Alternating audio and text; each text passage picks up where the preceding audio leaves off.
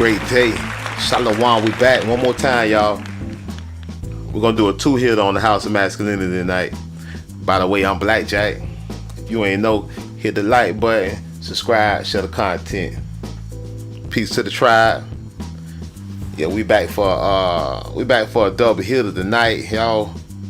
And like I say, we're gonna do one more live tonight also, but that's gonna be on the backup channel, the Blood of Judah.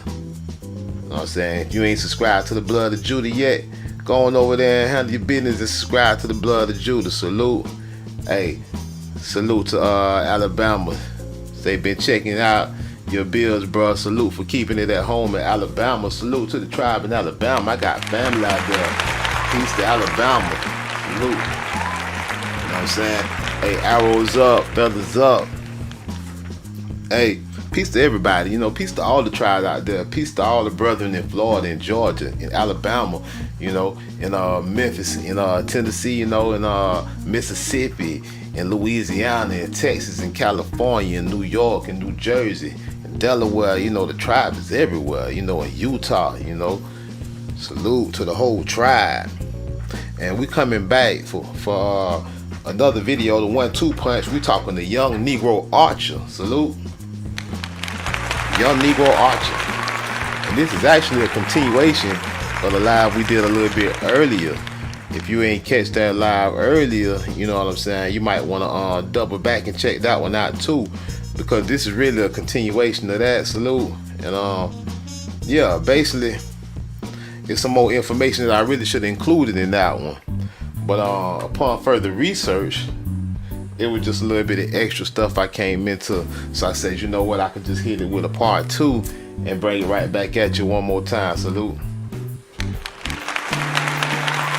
Alright, so if you saw the thumbnail or the intro, we got a picture of the Young Negro Archer. And like I say, this is a continuation of the show from earlier today that we did about an hour or so ago.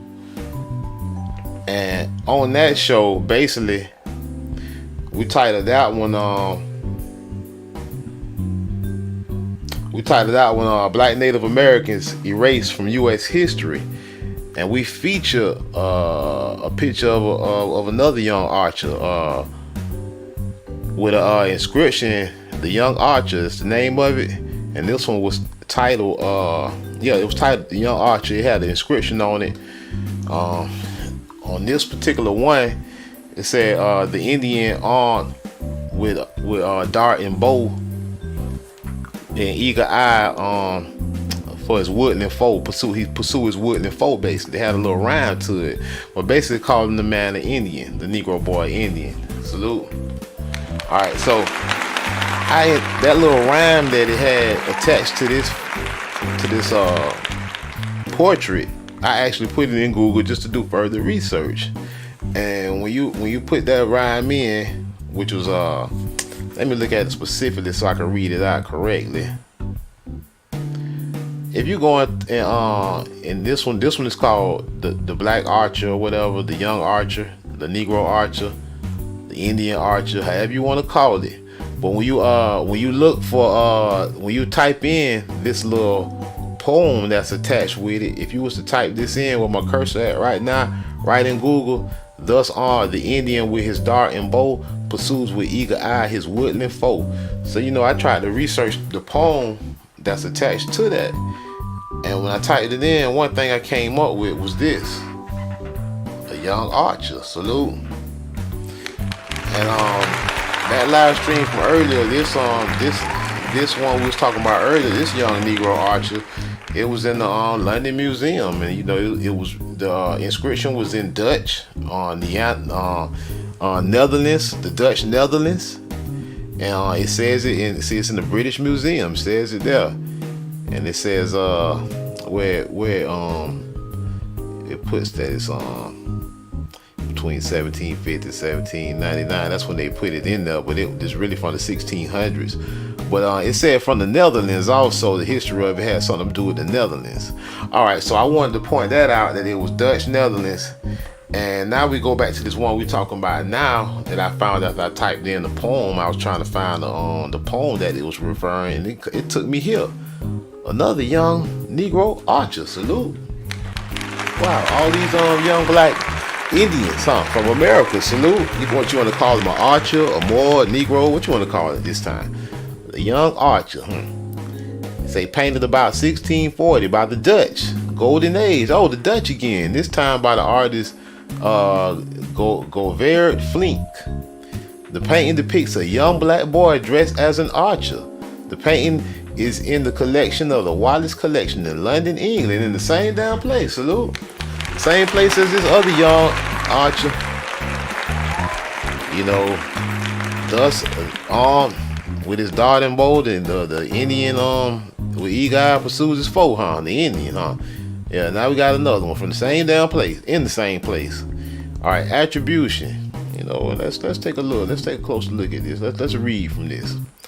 Attribution. Now, I already read this before I get started. I'm gonna let y'all know it is some hijack here, and I'm gonna point it out for you, because you know they want to always try to say you from somewhere else. Salute. All right. For many years, the painting was believed to have been the work of Rembrandt, and was purchased as such by Richard Seymour Conway, 4th Marquess of Hertford, in 1848. Flinck had studied, so they thought Rembrandt did it at first. This dude, he bought it in 1848. They thought it was Rembrandt. Flinck had studied under Rembrandt in 1631 to 1632, and his style had become so closely associated with him that for many years a self-portrait by Flinck in the National Gallery, London, was thought to have been a portrait of Rembrandt. Flinck painted numerous works in the style of Rembrandt when there was a demand for the work in the 1630s and 1640s. All right, so they land a little bit of foundation, which is cool, but you know, just focus on one thing. We talking about a young Negro archer here from America. Salute. All right, so let's continue. The true origin of the painting was discovered after it was cleaned in 1913. Now, all the way to 1913, that's like what? He bought it in 1848. We talking 65 years later, and the signature believed to be by Rembrandt turned out to have been falsely added later. A signature beginning with the letter F was discovered. The painting had been attributed to Flinck by 1928. So first they said Rembrandt did it, now they saying Flinck did it. All right, to me, it don't matter which one of them fools did it. The main thing, this painting from the 1600s, like 1630 or some shit, was showing American nigga, young nigga, a young nigga archer Indian, fool. You know what I'm saying? You big dummy. You know what I'm saying? A lot of all this historical line been going on. Let's scroll it down some more. I just found this, y'all. Let me go some more. The description. The style of the painting is known as a trony, meaning a head, a face, or expression. Tronies were not portraits of named people, but character studies of exotic figures. So they said, okay, exotic figures. Okay, all right. This painting was documented by Hofstede de Groot in 1915, who wrote, "A young Negro archer.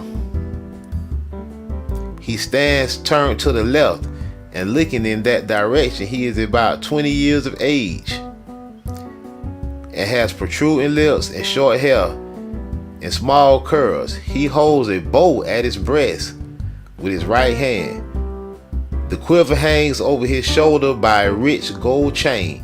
There are large pearls in his ears and a narrow gold chain round his neck. He has a loose brownish green coat over a fine pleated shirt, adorned below with a gold chain having large pearls as pendants. Full light falls from the left across the face and on the white shirt. Light gray background in a painted oval frame. Life size, half length, painted about 1634. Alright, that Negro was pretty. That little Negro Indian was sharp in 1624. He got on a nice shirt, you know, looked like better than the polo. Got on the green, brown, his jacket. He got his bow and arrow salute. And they telling all you the bullshit. They telling people running around in tents with you know, butt naked, how they depict it sometimes. And it might have been some poor citizens, but this guy obviously came from class or status. This young Negro Indian, you know, he was probably the son of a cacique.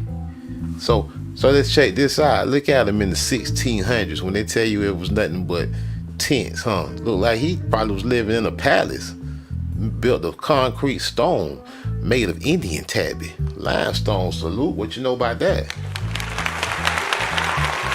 Scroll down some more, man. A little some more, man. Cause some hijack here I'm pointing out. And here you see, okay, identity of Sitta. Here's where it's related to the other photo that we looked at earlier with the earlier live stream, right?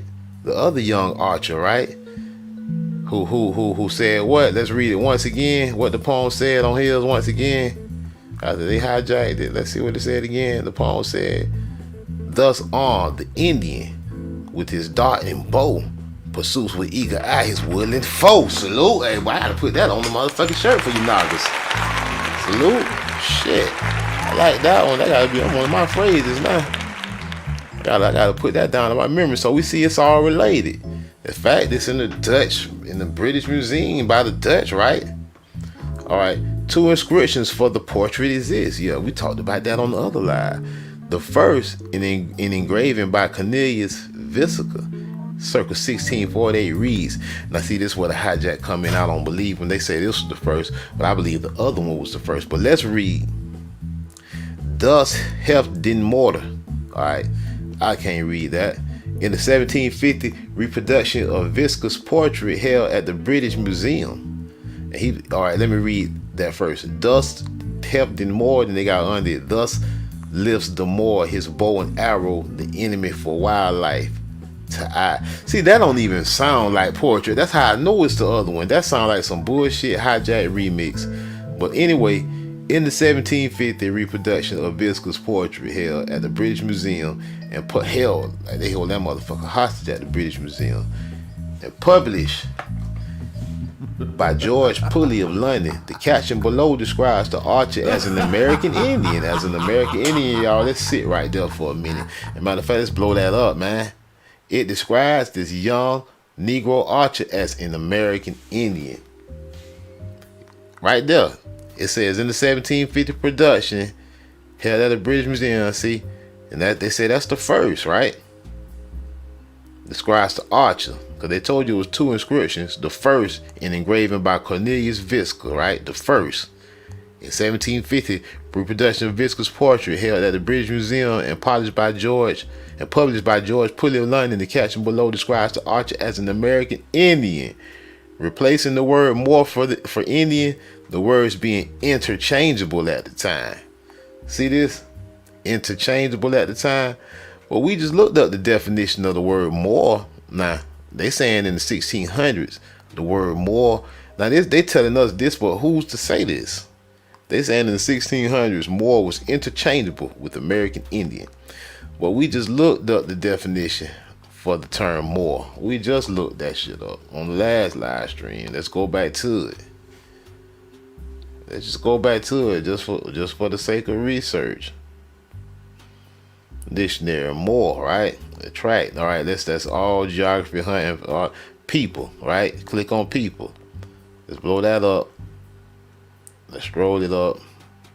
A member of a northwestern African Muslim people. That's not us. We're not northwestern African Muslim people of mixed Berber and Arab descent in the 8th century. They're talking way back to the 8th century. So Moor and Indian could not have been interchangeable in the 15th century, not in the 1600s. How? They want to say interchangeable. How? American Indian replacing the word Moor for Indian. How that's interchangeable when they just told you in the 8th century what a Moor was. You're not a Moor. This is from the viewpoint of a racist colonizer. Salute. This ain't your viewpoint. This theirs. They don't even know what the fuck a Moor is. Rembrandt also portrayed but people of African origin. I don't even want to read all that. They ain't got nothing to do with us. See, They want to attach you to something all the time. Hijack there. Man, I wanted to point this out though, man. It's attached to the other one. But this the one we're looking at. So could that cartoon Archer that we looked at, that drawing depiction, could we really be looking at something like this?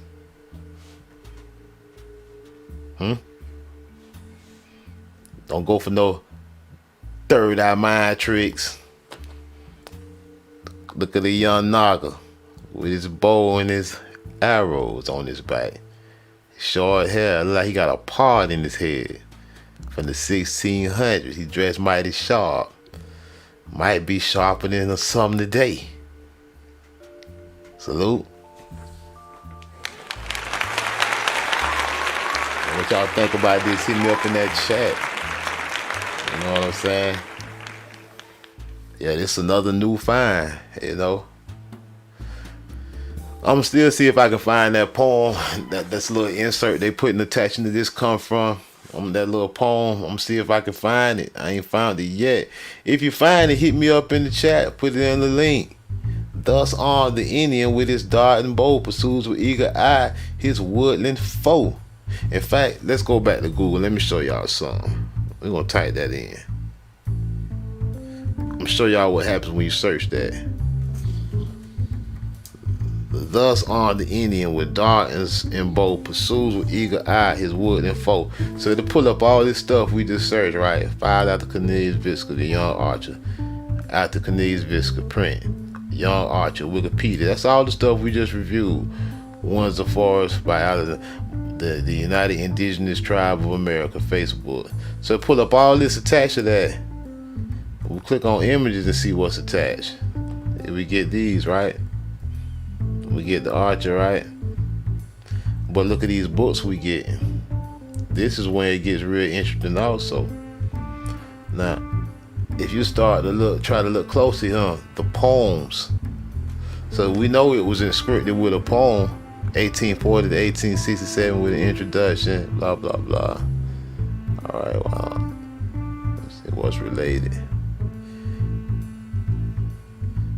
So when I do my research, when I'm doing internet research, if I ain't at the library looking at some hardcore books or shopping for real books, and if I'm doing internet searches, you know, I type a lot of stuff in the search and see what's attached to it, because sometimes you never know where the search might lead you. Like this, William Gilmore Simms, 1806 to 1807, poems. Now this is attached to that. Is our poem listed here somewhere? Let's see. Poems, descriptive, dramatic, legendary, and contemporary by William Gilmore Simms. 2 volumes. Let's see what it's talking about. Let's stroll up, son. See what he got here. All this guy. So yeah, this is just like a real document. You gotta zoom in on. All right, I'm gonna back out that one and check out another one. Let's see what they talking on this. Poems, descriptive, dramatic. Okay, let's see what it says. Let's see if it got anything to do with our stuff. It's in the same search, right? Let me see. Let me do a quick scroll through these sounds in the soul, blah blah blah. Sometimes I do a quick search, a quick scroll through, like you scrub in the video. When I zone through and skip sentences and read, I look for keywords that go with what I'm talking about. I look for words like Negro. I look for words like Indian. I look for key words. You know what I'm saying? That go with what? Salute from Alabama to Madon Kemet. Salute to Steven Scuba checking in for Bama. Salute to the tribe, right? But yeah, I scroll through sometimes on new material looking for keywords, just to, especially when I'm trying to move kind of fast. I might be looking for a certain thing. But yeah, man, this is how I do my research. You know, another speaking of research, man, it was very important for our people, especially to bring yourself to this understanding about identity and about who you is. And like I say, this fake ass gender war that we got going on, it keep going because like a lack of identity. When you can identify with who you really are, you take pride in that, and you know the tribe don't have reason to to inner beef, and gender war and all this other shit. You try to grow from there. We can't continue with that forever. It gotta be time for something new. But yeah, I'm gonna get off this for a second. One more thing I want to show y'all, man, that I want everybody to check out is let me go back. It's freefamilysearch.org. One of my favorite websites. It don't cost you nothing to go there, and you can get a whole lot. You got to talk to your family though. Talk to your mom, your dad. Talk to your grandma, your grandfather if they still living. Talk to your uncles and aunts, and ask them about your ancestors. Ask them about birthdays, when they was born. Get full names, maiden names. Get on places of birth, and then you take that information and you go to freefamilysearch.org. Let me scroll down and go to it real quick. There it is, freefamilysearch.org. And this is better than Ancestry, because it got all the same stuff Ancestry got, but it's free. I used to use Ancestry. I used to pay like $80 a month when I first started doing genealogy and researching my family tree. And I learned though by just doing research that there was other routes I could take that cost me nothing, and this was what I found. This is by far the best genealogy site that's free.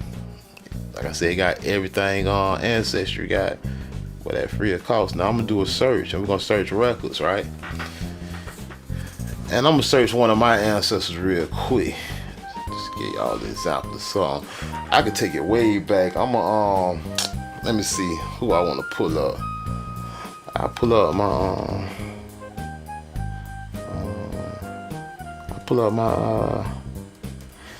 my great grandfather, Savage James.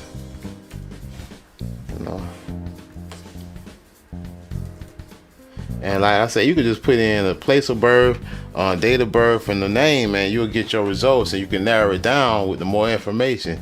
So Savage James, United States Census 1920, Dorothy, Georgia. That's how I got. That's my great granddaddy, y'all. Salute.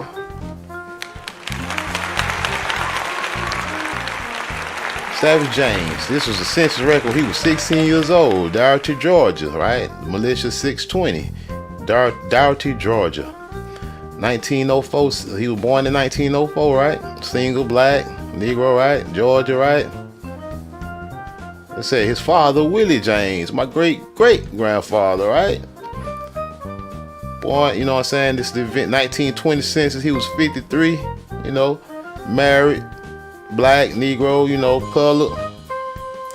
Georgia. His father was born in Georgia. He was born in Georgia. His mother was born in Georgia. My third great grands. This is just one line. I can show y'all a lot, but I'm gonna show y'all this one. And this the people on the census with him, his mother, his brothers. I mean, his kids, other ancestors of mine. Let's go. Okay, so let's scroll back down. Let's scroll back down to his father, my second great grandfather, Willis James. Right. Let's click on him. And this is how far you can go with your search, just with a little bit of information. You talk to some of your elders and you get some names, dates, and birthdays. You can go far. You can give them new information. Willis James, my second great grandfather on this line. Yeah, he was born in Dorothy, Georgia. Just like his father and his mother. Got deep roots here. Been here since beginnings. The knocker been here forever. What you don't know. You know what I'm saying? He telling you his father's birthplace was Georgia, right? Savage James, his son. There you go, right? Here goes some of my family tree over here where it shows you similar records. Willis James, they spell his name a little different on certain records, but loaded with info. A lot of this info I put in myself as I did the search. All these records to this right column. But on his death certificate, like all these census records, he'll tell you his mom and his dad was born in Georgia. But how you really find out who his mom and his dad is will be on birth and death records. So if you look here, this United States Census 1910, United States Census 1940, all these records I grouped and put on our tree. United States Census 1900, 1877 Florida death records attached to Willis James. Let's click on that one. All right, deceased, right? Attached to Willis James marriage records. I was seeing if I was gonna show y'all another level. Well, I have to really start pulling up some other stuff You know what I'm saying? Martha James, his daughter. Willis James Jr. the second, my great uncle. Yeah, everybody there. But like I say, when you Census Records, they'll show you the current family members, and they'll mention the places of birth of their family. Like you reach the head of the household, the father, and you reach his wife, your great grands, and they'll say, okay, well, his mother and father was born in Georgia. She might say her mother was born in Florida, her father was born in Georgia. Now you got more information to look for. So when you find these death records and you see the names, so you may see Willis James' father was Edward James, and you got the death record. You see his son said he was born in Georgia too. So now you got a name and you got a place in Georgia. You got 2 search items. You add another search item, boom, you'll target in on your key. And we just reached this starting off with Savage. You know, I got family members, Creek Indians, Seminole Indians. You know, I know I don't have to ask nobody. You know, all this information easily accessible. Steven School would say, y'all been holding GA down. Salute the GA guy. That's part of my tribe. You know, all this was La Florida.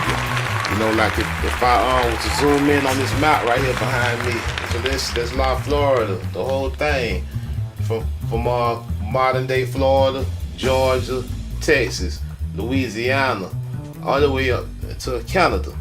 All this was La Florida. That's an ancient word. That's not a colonizer word. You know, all of this. You know what I'm saying? All this, it's all love, you know. Hey, but yeah, y'all get into that freefamilysearch.com. Check on your ancestors. Talk to your peoples. See what you find, man. I be all in the graveyards. Matter of fact, I'm gonna do some footage at the graveyard and show y'all some of my headstones to some of my ancestors from the 1800s, from the early 1800s. You know what I'm saying? 200 years ago. It's right here where I'm at. We been here, man. Salute. I challenge any $5 Indian out there to come show me what he got. I'll walk him down the road that he don't want to return from. But yeah, man, hey, I'm going live again in about another hour on the other channel, bloodofjudah.com. I mean, not .com, sorry, the Blood of Judah, at the Blood of Judah. That's the backup channel. You know, we got 2 strikes over here. They trying to knock us out the pod. So y'all go over there and subscribe to the Blood of Judah, at the Blood of Judah. And I see y'all over there about 10 o'clock. We're going to talk about $5 Indians tonight. Salute. This House of Masculinity, respect the tribe. We out. Peace.